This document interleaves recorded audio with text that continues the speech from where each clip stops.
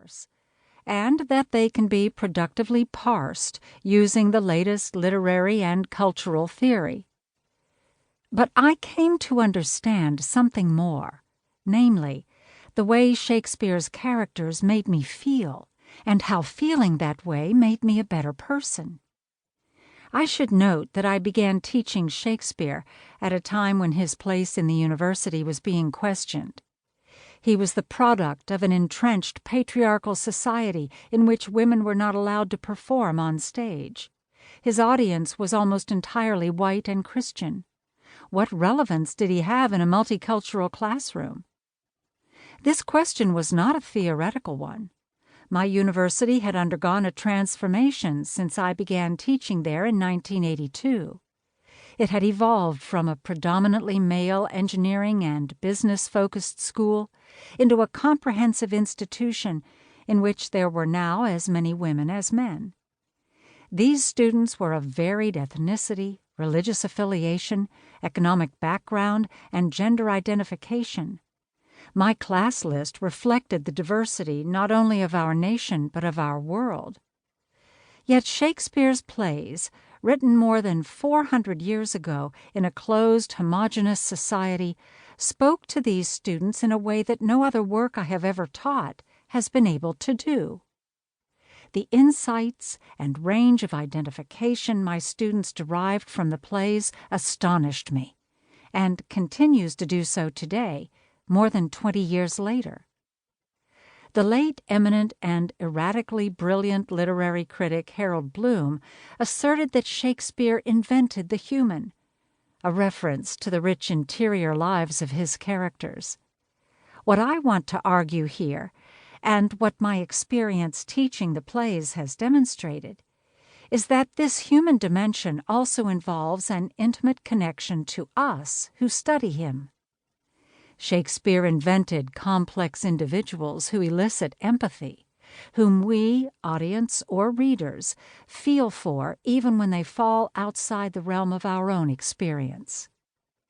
When we think of the emotional effect of great drama, we think of catharsis, a term used by Aristotle to denote the outpouring of emotion, of pity and fear, that an audience is supposed to feel at the end of a tragedy.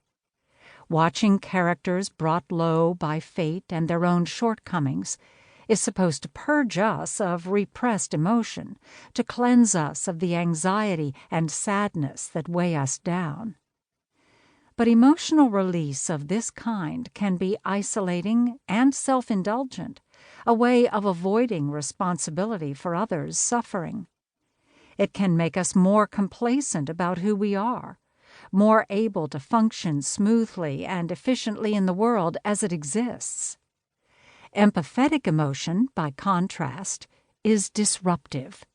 It is a humanizing and potentially instrumental variation on catharsis. Empathy involves feeling beyond the self, feeling for others, and, at its most extreme, feeling for the other, the individual whom we are superficially unable to identify with and feel for. This is the case, most notably, for Shylock in The Merchant of Venice, who prepares the way, as I shall argue, for Othello and Lear, monumental tragic figures who are ostensibly nothing like us, yet are capable of making us see, understand, and feel for them in their difference. Shakespeare's ability to create such characters, comprehensible even when they are unsympathetic and entirely alien to our experience, is reflective of his particular genius. But what makes my argument so useful is the realization that Shakespeare's ability to feel and evoke empathy did not come into being fully formed. He learned empathy for a wide range of human beings, not only by living a life that brought him into contact with diverse people, but also through the process of writing his plays. Shakespeare grew both more empathetic and better at relaying empathy as he wrote, using the hints of earlier characters to flesh out later ones. I say this because I understand how the act of writing